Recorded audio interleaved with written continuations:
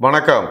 India Pakistan போர் வெற்றி தினத்தை முன்னிட்டு கடற்கரை சாலையில் உள்ள போர் வீரர்கள் நினைவு சின்னத்தில் முதலமைச்சர் ரங்கசாமி மலர் வளையம் வைத்து உயிர்நீத்த வீரர்களுக்கு மரியாதை செலுத்தினார்.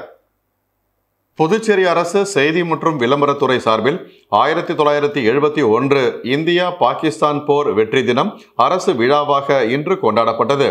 இதனையொட்டி கடற்கரை சாலையில் பிரெஞ்சு தூதரகம் எதிரில் அமைந்துள்ள போர் வீரர்கள் நினைவு சின்னத்தில் முதலமைச்சர் ரங்கசாமி மலர் வளையம் வைத்து போரில் உயிர்நீத்த வீரர்களுக்கு அஞ்சலி செலுத்தினார். அதனைத் தொடர்ந்து சட்டப்பேரவைத் தலைவர் செல்வம், பொதுப்பணித்துறை அமைச்சர் லட்சுமி நாராயணன், சட்டப்பேரவை துணைத் தலைவர் ராஜவேலு, அரசு கொறடா ஏகேடி ஆறுமுகம், சட்டமன்ற உறுப்பினர்கள் பாஸ்கர் என்கிற தட்சிணாமூர்த்தி, ரமேஷ், அசோக் பாபு ஆகியோர் மலர் தூவி அஞ்சலி செலுத்தினர். தொடர்ச்சியாக தலைமை செயலர் ராஜு வர்மா, காவல்துறை தலைமை இயக்குனர் ஸ்ரீனிவாஸ், முப்படை நலத்துறை இயக்குனர் சந்திரமோகன் மற்றும் கடலோர காவல்படை, தேசிய மாணவர் படை, முன்னாள் இராணுவ வீரர்கள் நலசங்க நிர்வாகிகள் பங்கேற்று நினைவு சின்னத்தில் மலர் வளையம் வைத்து போரில் உயிர்நீத்த வீரர்களுக்கு அஞ்சலி செலுத்தினர். கூனிச்சம்பட்டில் அரசு பள்ளி மாணவனை தலைமை ஆசிரியர் தாக்கியதாக பரவிய வீடியோவிற்கு பெற்றோர் மறுப்பு தெரிவித்து வீடியோ வெளியிட்ட ஆசிரியர் மீது புகார் செய்துள்ளனர். திருக்கனூர் அடுத்த கூனிச்சம்பட்டு காலனியை சேர்ந்தவர் நரசிங்கம். கூலி தொழிலாளியான இவரது மகன் கூனிச்சம்பட்டு பாரதிதாசன் அரசு தொடக்கப்பள்ளியில் 4ஆம் வகுப்பு படித்து வருகிறார். இந்நிலையில் மாணவன் சக மாணவியை இடித்ததற்காக பள்ளியின் தலைமை ஆசிரியர் தன்னை காதில் திருகிய போது காயம் ஏற்பட்டதாக கூறும் வீடியோ சமூக வலைதளத்தில் நேற்று வைரலானது. இதனையடுத்து திருக்கனூர் போலீசார் நேற்று பள்ளிக்கு சென்று மாணவன் மற்றும் மாணவனின் தந்தை நரசிங்கத்திடம் விசாரணை நடத்தியதில் அதில் மாணவனுக்கு ஏற்கனவே காதில் காயம் இருந்ததாகவும் அதற்காக தலைமை ஆசிரியர் மருந்து தடவியதை கண்ட சக ஆசிரியர் தலைமை ஆசிரியர் மீதான காழ்ப்புணர்ச்சி காரணமாக மாணவனிடம் தலைமை ஆசிரியர் அடித்ததால் தான் மாணவனுக்கு காயம் ஏற்பட்டதாக கூறச் சொல்லி வீடியோ எடுத்ததுடன் அதனை எங்களுக்கு தகவல் தெரிவிக்காமல் சமூக வலைதளத்தில் பதிவிட்டதாக மாணவனின் தந்தை நரசிங்கம் போலீசாரிடம் தெரிவித்தார். மேலும் தனது மகனின் வீடியோவை பெற்றோர் அனுமதியின்றி சமூக வலைதளத்தில் பரப்பியதற்காக அந்த ஆசிரியர் மீது புகார் அளிக்க இருப்பதாகவும் தெரிவித்தார். உள்ளூர் தயாரிப்புகளை ஊக்கப்படுத்தும் வகையில் புதுச்சேரியில் நடைபெற்ற ஃபேஷன் ஷோவில் புதுச்சேரி ஆரோவில் பகுதியில் தயாரிக்கப்படும் ஆடைகளை அணிந்து ஆண்களும் பெண்களும் பங்கேற்ற ஃபேஷன் ஷோ பார்வையாளர்களை வெகுவாக கவர்ந்தது. புதுச்சேரி மற்றும் ஆரோவில் பகுதியில் நவீன காலத்திற்கு ஏற்ப ஆடைகள் தயாரிக்கப்படுகிறது. இவற்றை அறிமுகப்படுத்தும் விதமாக புதுச்சேரி மிஷன் வீதியில் உள்ள தனியார் வணிக வளாகத்தில் ஃபேஷன் ஷோ நடைபெற்றது. இதில் 30க்கும் மேற்பட்ட இளம் பெண்களும் இளைஞர்களும் புதிய ஆடை மற்றும் அணிகலன்களை அணிந்து கொண்டு ஸ்டைலாக ஃபேஷன் ஷோவில் நடந்து வந்தனர். இதனை ஆரோவில் பகுதி வாசிகளும் சுற்றுலா பயணிகளும் ஆர்வத்துடன் கண்டு களித்தனர். ஆரோவில் பகுதியில் கிராமப்புற பெண்கள் மற்றும் வெளிநாட்டவரின் முயற்சியால் விதவிதமான ஆடைகள் தயாரிக்கப்பட்டு வருகின்றன. இவற்றை விற்பனை செய்யும் நோக்கத்தில் இந்த ஃபேஷன் ஷோ நடத்தப்பட்டது. இந்நிகழ்ச்சிகளுக்கான ஏற்பாடுகளை வணிக வளாக உரிமையாளர் தலைமையில் அதிகாரிகள் ஊழியர்கள் செய்திருந்தனர். புதுச்சேரியில் கிறிஸ்துமஸ் மற்றும் புத்தாண்டை வரவேற்கும் விதமாக ஃபேஷன் ஷோ நடத்தப்பட்டது. இதில் உள்ளூர் தயாரிப்பு உடைகள் மட்டும் அணிந்து கொண்டு ஆண்களும் பெண்களும் ஆர்வத்துடன் தங்களது திறனை வெளிப்படுத்தினார்கள் என நிகழ்ச்சி ஏற்பாட்டாளர்கள் தெரிவித்தனர். காலாப்பட்டு சிறையில் 2 மொபைல் போன்கள் பறிமுதல் செய்யப்பட்டது தொடர்பாக 2 கைதிகள் மீது போலீசார் வழக்கு பதிந்து விசாரித்து வருகின்றனர். காலாப்பட்டு மத்திய சிறையில் 300க்கும் மேற்பட்ட விசாரணை மற்றும் தண்டனை கைதிகள் உள்ளனர். சில கைதிகள் மொபைல் போனில் பேசுவதாக சிறைத்துறைக்கு தகவல் சென்றது. கடந்த 12ஆம் தேதி சிறை கண்காணிப்பாளர் பாஸ்கரன் விசாரணை கைதிகள் அடைக்கப்பட்டுள்ள பகுதியில் ஆய்வு செய்தபோது அரியங்குப்பம் கொலை முயற்சி வழக்கில் கைதாகி சிறையில் உள்ள ராஜ் என்கிற ரமணன், முத்தியால்பேட்டையில் அடிதடி வழக்கில் கைதாகி சிறையில் உள்ள புஷ்பராஜ் ஆகியோர் 2 மொபைல் போன்களை பயன்படுத்தி வந்தது தெரிய வந்தது. இருவரிடமிருந்து 2 மொபைல் போன்கள் பறிமுதல் செய்யப்பட்டன. இது தொடர்பாக சிறை கண்காணிப்பாளர் பாஸ்கரன் அளித்த புகாரின் பேரில் காலாப்பட்டு போலீசார் நீதிமன்ற ஒப்புதல் பெற்று வழக்கு பதிவு செய்தனர். விசாரணை கைதிகள் சிறைக்குள் மொபைல் போன் எப்படி கொண்டு வரப்பட்டது என விசாரித்து வருகின்றனர். காரைக்கால் தனியார் துறைமுகத்தின் சமூக பாதுகாப்பு நிதியின் கீழ் காரைக்கால் பொய்யாமூர்த்தி ஐயனார் கோவில் திடலில் 1500 மரக்கன்றுகள் நடப்பட்டன. காரைக்கால் மாவட்டம் திருப்பட்டினம் கீழையூர் பகுதிக்கு உட்பட்ட பொய்யாமூர்த்தி ஐயனார் கோவில் திடலில் காரைக்கால் தனியார் துறைமுகத்தின் சமூக பாதுகாப்பு நிதியின் கீழ் தென்னை, தேக்கு, மகாகனி, சந்தனம், வேங்கை, பூவரசு, மலைவேம்பு, இலுப்பை உள்ளிட்ட 1500 மரக்கன்றுகள் நடப்பட்டன. சுற்றுச்சூழலை பாதுகாக்கும் வகையிலும் கோவிலின் நலனுக்காகவும் மரக்கன்றுகள் நடப்பட்டன. மரக்கன்றுகள் நடும் நிகழ்ச்சியை திருப்பட்டினம் தொகுதியின் சட்டமன்ற உறுப்பினர் நாக தியாகராஜன் மரக்கன்றுகளை நட்டு துவக்கி வைத்தார்.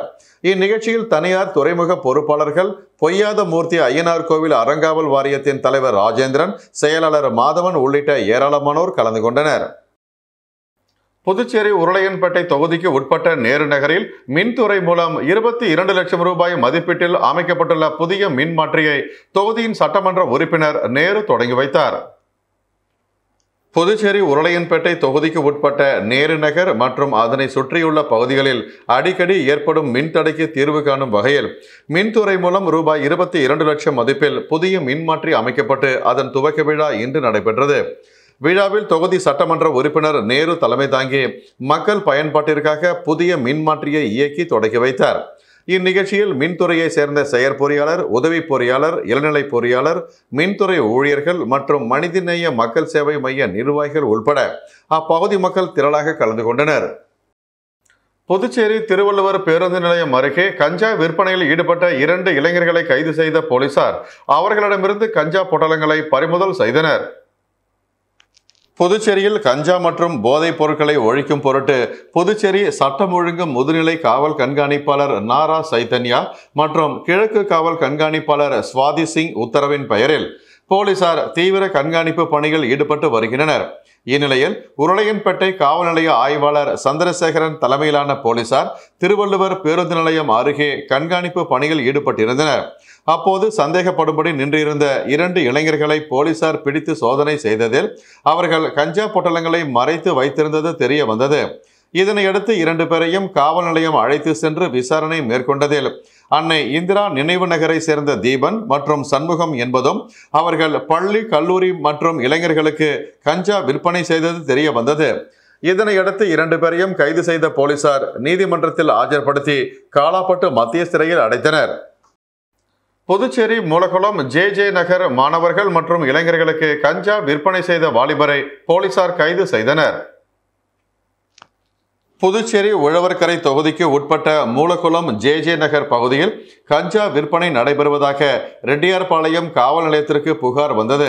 இதனையடுத்து உதவி ஆய்வாளர் முருகன் தலைமையிலான போலீசார் சம்பந்தப்பட்ட இடத்திற்கு சென்று கண்காணிப்பு பணியில் ஈடுபட்டிருந்தனர்.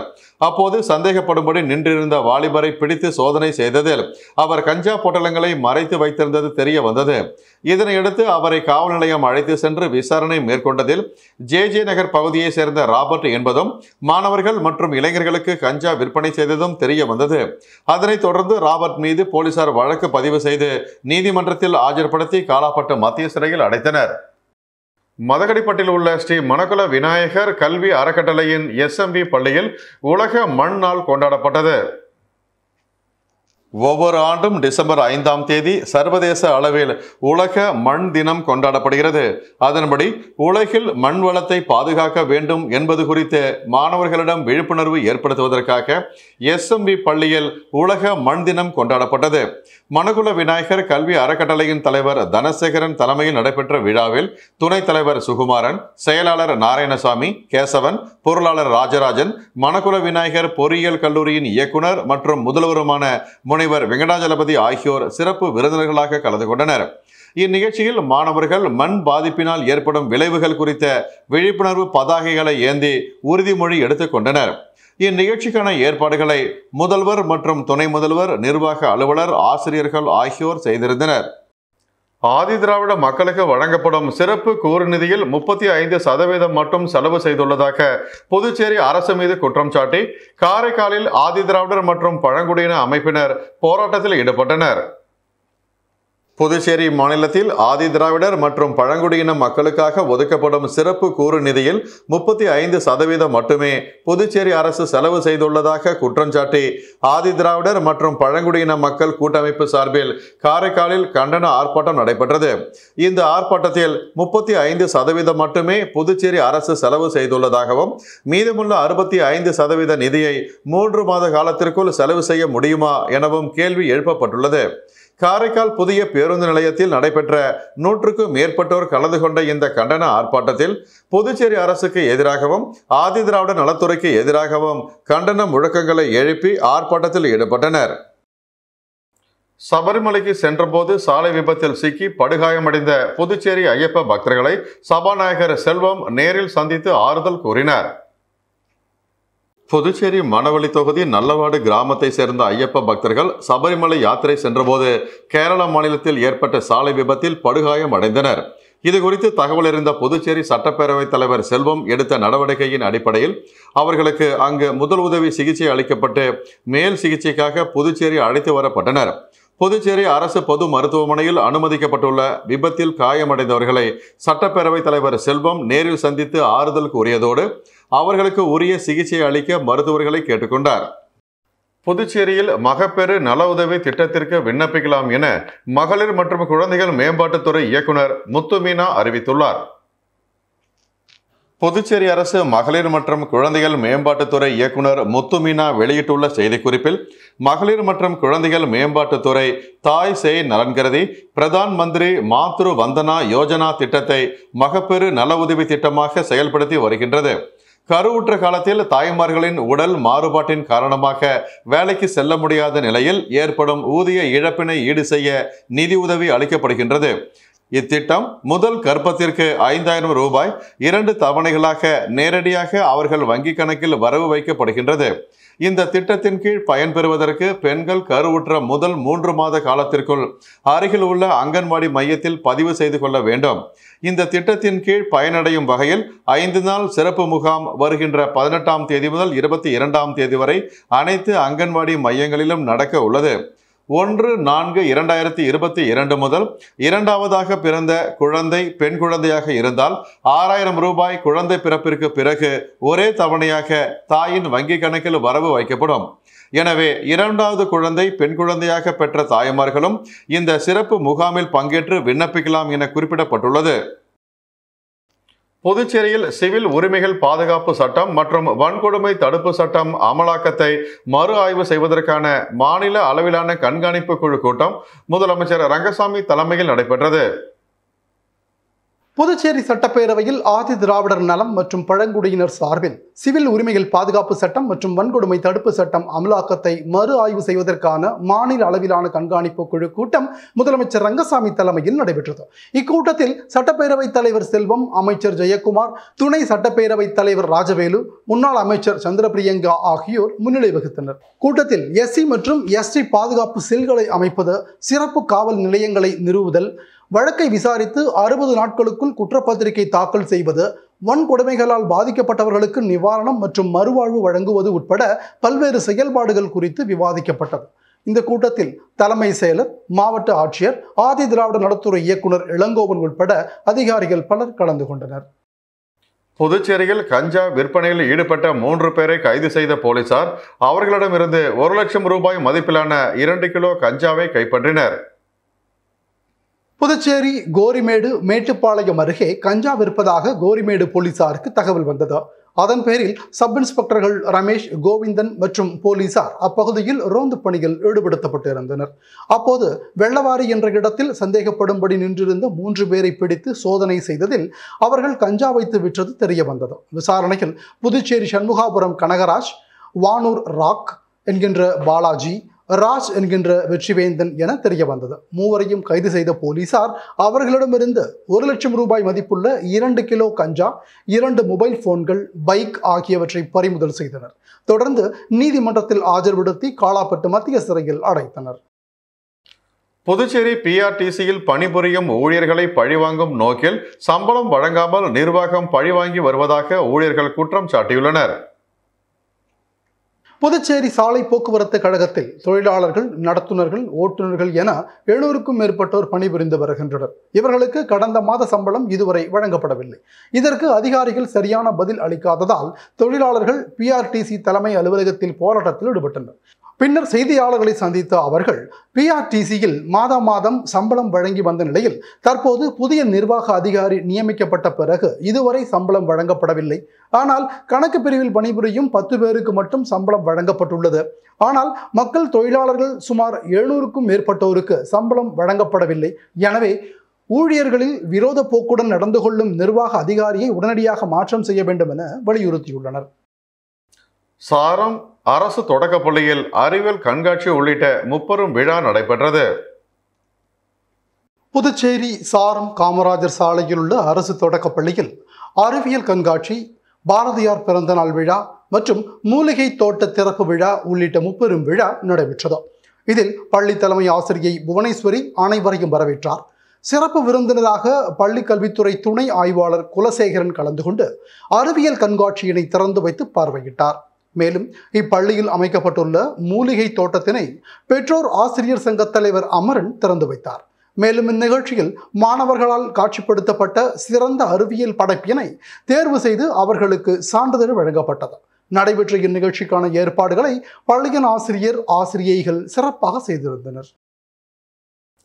புதுச்சேரி வில்லியனூர் அருகே உள்ள மதுபான கடையின் ஊழியர்கள் மீது ரவுடி கும்பல் தாக்குதல் நடத்தும் சிசிடிவி காட்சிகள் வெளியாகி பரபரப்பை ஏற்படுத்தி வருகிறது. புதுச்சேரி வில்லியனூர் தேசிய நெடுஞ்சாலையில் பனகல் ஒயின்ஸ் என்ற தனியார் மதுபான கடை இயங்கி வருகிறது. இதனிடையே வில்லியனூர் அருகே உள்ள ஆரியபாளையம் பகுதியைச் சேர்ந்த ரவுடி செல்வபாரதி மற்றும் அவனது கூட்டாளிகள் மது அருந்த வந்துள்ளனர். அப்போது சப்ளை செய்த ஊழியரிடம் உடனுக்குடன் சைட் டிஷ் கேட்டு தொந்தரவு செய்ததாக கூறப்படுகிறது. மேலும் போதை தலைக்கேறிய நிலையில் கேன்டீனுக்குள் நுழைந்து சமையல் கலைஞர் மற்றும் ஊழியர்கள் மீது செல்வபாரதி மற்றும் அவனது கூட்டாளிகள் தாக்குதல் நடத்திவிட்டு தப்பியோடினர். இதுகுறித்து ஊழியர்கள் வில்லியனூர் காவல் நிலையத்தில் புகார் அளித்ததை தொடர்ந்து போலீசார் வழக்கு பதிவு செய்து விசாரணை மேற்கொண்டு வருகின்றனர். இந்நிலையில் ஊழியர்களை ரவுடி கும்பல் தாக்கும் சிசிடிவி காட்சி வெளியாகி பரபரப்பை ஏற்படுத்தியுள்ளது. இத்துடன் செய்திகள் நிறைவடைந்தன. வணக்கம்.